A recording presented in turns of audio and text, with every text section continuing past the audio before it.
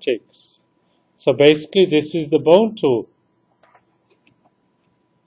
And now if we launch Flash, some of you may have read that in the textbook. It's once again lesson 5 in this week's chapter, using inverse kinematics. It's a great tool and it's a big time saver. You guys did the last week's assignment. Remember when you had that stick figure jumping around? Now if you were to apply the bone tool, that would have made life far more easier. So how do you use this the bone tool? So let's actually first, I'm just going to create something. Let's see, what kind? Maybe a spider or something. Let's create a spider.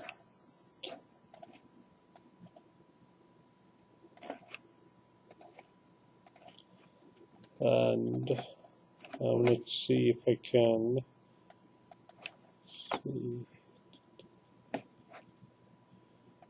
I'll just use this.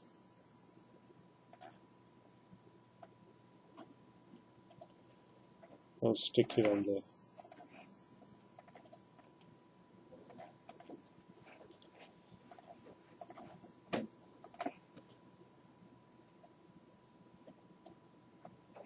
To make it easy, I'll just have a few legs.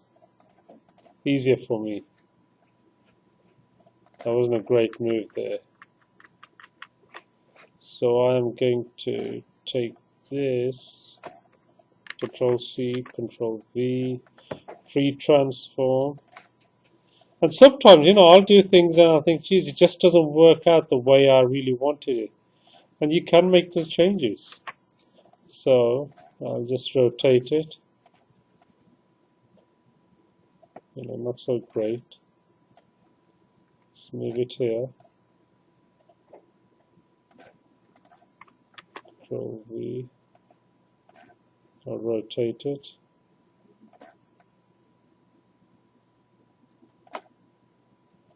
So I'm just taking the same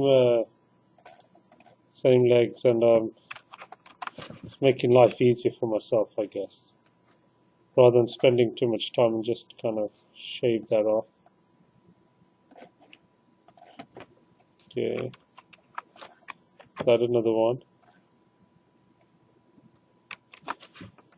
So free transform, and I'm just going to throw this in down here. Control V, it kind of looks like a spider.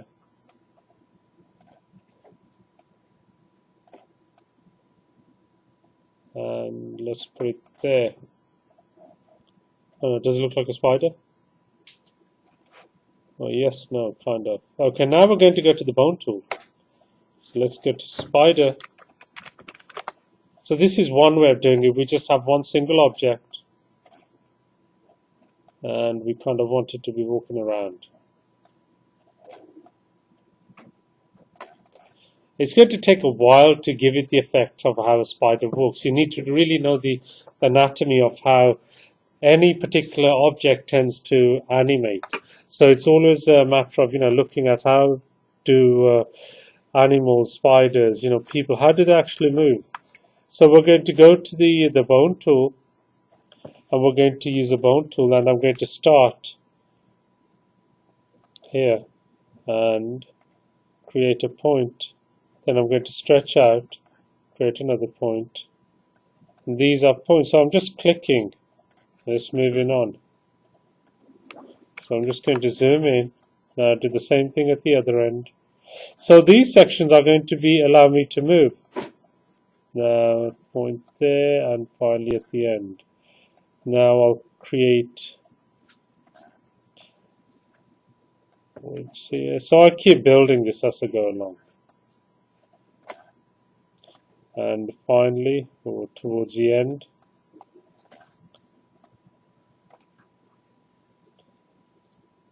and I think I messed up there. Well, I know I did. That's fine. I could go. Keep going. There. So anyway, now we have our spider.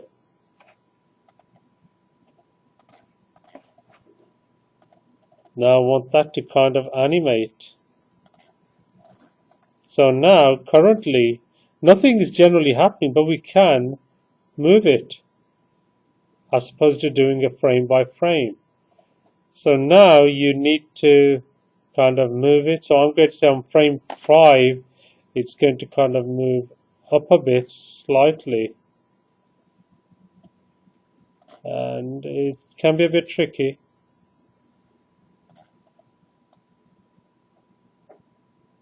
Let's move that down.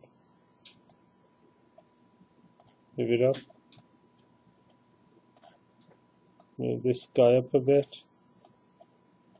And you can see if you try to move one part of the structure, the whole structure generally tends to move. So now on frame 10, I'm going to have these guys come back a bit, the front legs back a bit.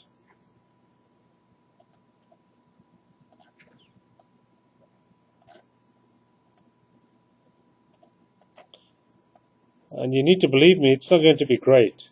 So if you're just wondering. So now I want the back legs to move forward.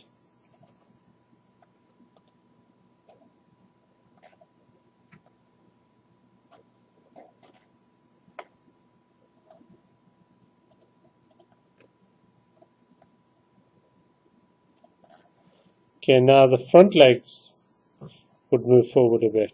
So I could say move it here. And yes, it's time consuming.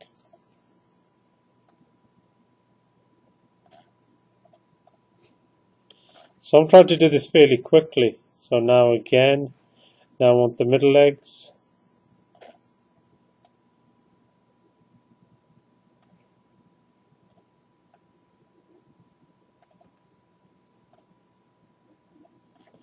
And now I'll do the back legs.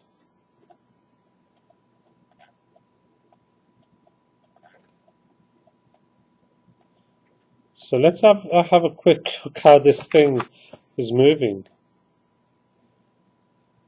It looks more like a crab, to be honest, doesn't it? Yeah, but you can see it's actually moving. So I could keep going.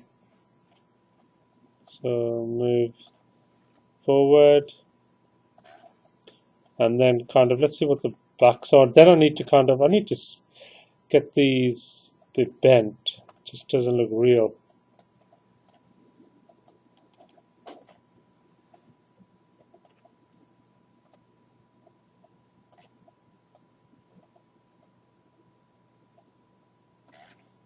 Get it like that.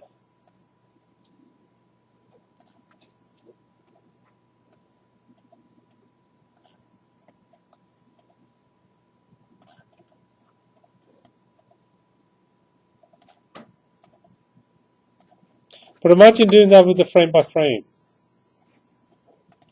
So now let's have a look at the last one. So I need to get that back to that point.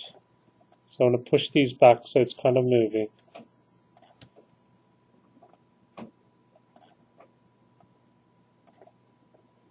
And this one may be limping. Well, you can make it limp if you want to. Okay, now kind of go back.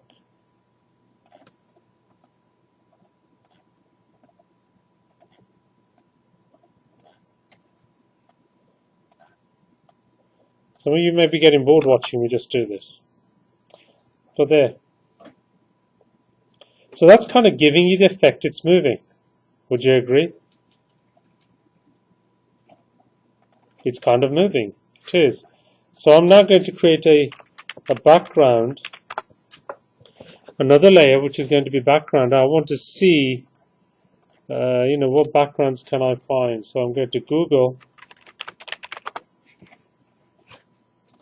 I don't know, let's say background floor. See what images we come up with. Let's see. Too many choices. I hate that. Don't know what to go for then when you have too many choices.